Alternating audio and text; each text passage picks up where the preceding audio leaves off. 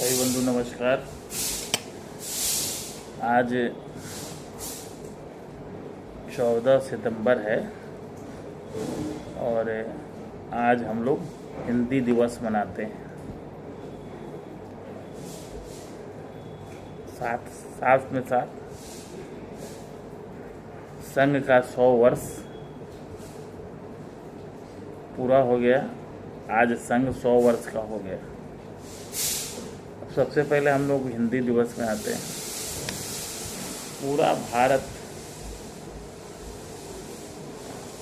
अनेक जातियां, धर्म, बोली डेग डेग पर बदल जाती है, पानी, लेकिन नहीं बदलता है तो सिर्फ हिंदी।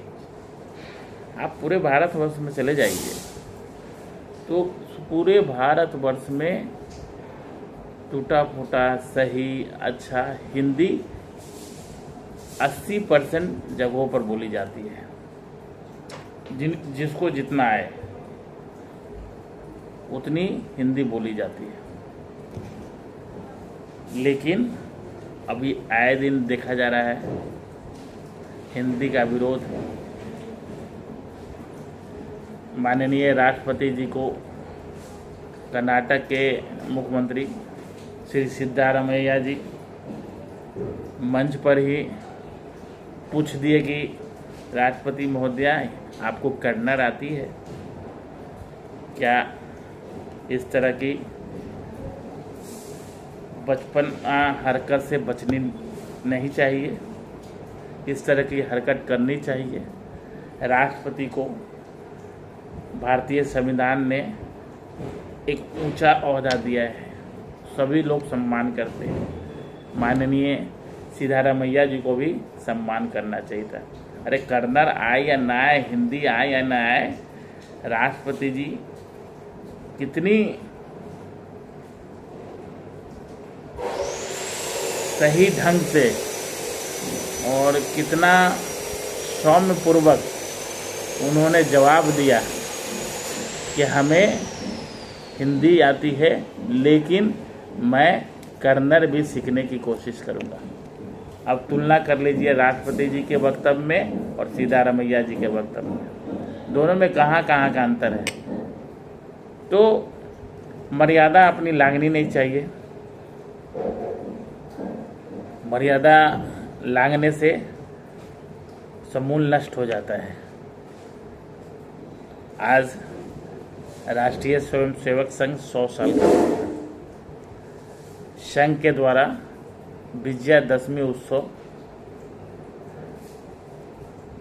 प्रत्येक साल हम लोग मनाते हैं। इस साल हम लोग पूर्ण गणवेश में, चूँकि संघ 100 साल का हो गया है तो कम से कम संघ हर एक बस्तियों में दिखे, ऐसी हम सभी स्वयंसेवकों का इच्छा है। कोशिश भी सभी लोग कर रहे हैं। लेकिन मैं क्योंकि पटना से आता हूँ और पटना महानगर में द्वारका उपभाग है, मैं समस्त स्वयंसेवकों से अनुरोध, साथ में बस्ती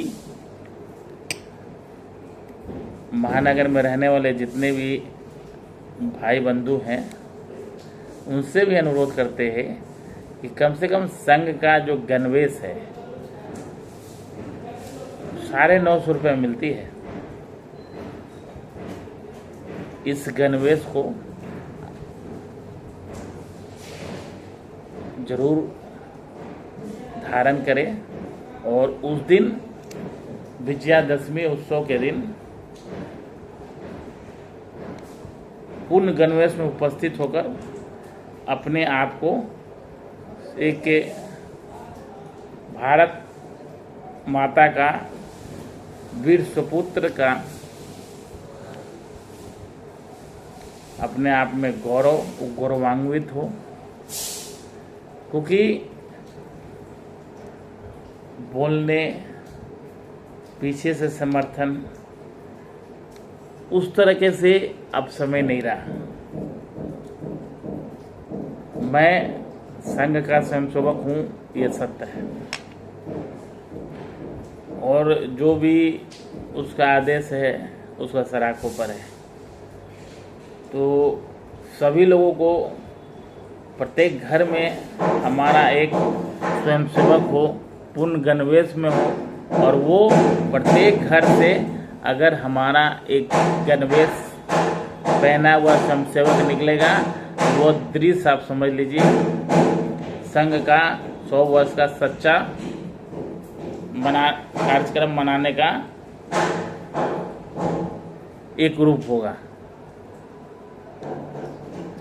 हर घर से अगर विजयदशमी के उत्सव के दिन प्रत्येक स्वयंसेवक पूर्ण गणवेश में निकलेगा, उस दृश्य को हम कल्पना भी नहीं कर सकते हैं। तब संघ लगेगा कि संघ 100 साल का हो गया। इन सभी बातों को हम सभी को चिंतन करना चाहिए। अभी प्रधानमंत्री जी का कुछ दिन पहले ही उनके माता जी को गाली दिया गया, वो मुद्दा ख़त्म नहीं हुआ कि अब एक नया मुद्दा AI टेक्नोलॉजी से उनको जनरेट कर दिया गया। देखिए कितनी नीची मानसिकता है। प्रधानमंत्री जी के माता जी की गुजरे हुए साल भर से ऊपर हो गया, लेकिन फिर भी उनको राजनीति में उनको गाली देना, उन पर कटाक्ष करना और आए दिन तरह तरह की वीडियो AI टेक्नोलॉजी से डालना कहीं से भी ये उचित नहीं है। आप राजनीति कीजिए, खूब बढ़िया से राजनीति कीजिए और विपक्ष का पूर्ण रूप रोल निभाइए, लेकिन किसी के माँ का गाली नहीं दीजिए। और वो गाली भी दिए और साथ साथ AI टेक्नोलॉजी के लेकर उसका दुरुपयोग भी आप कर रहे हैं।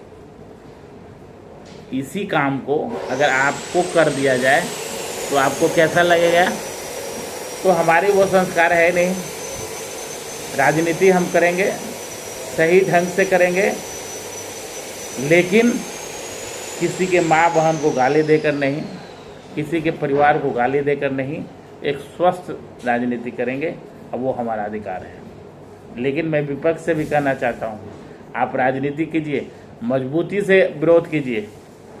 सशक्त विपक्ष लोकतंत्र के लिए अच्छा है, लेकिन किसी के निजी और माता बहनों को गाली देकर नहीं, इस तरह की AI टेक्नोलॉजी का विरोध करके नहीं।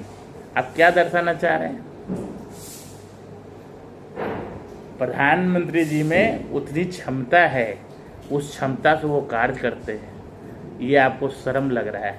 आप लोगों ने 50 साल शासन किया ना, आपको भी जनता ने समय दिया था। 50 साल बहुत आधा शताब्दी आपने खा गया। चाहते तो आप भी अमर हो जाते, लेकिन अगर वो काम कर रहे तो उस पर भी आपको पेट में दर्द हो गई। तो द्वेष भावना से मिटाकर थोड़ा सा ऊपर उठिए, भारत के लिए जीने का कोशिश कीजिए, क्योंकि हम सब भारत के माता के संतान हैं।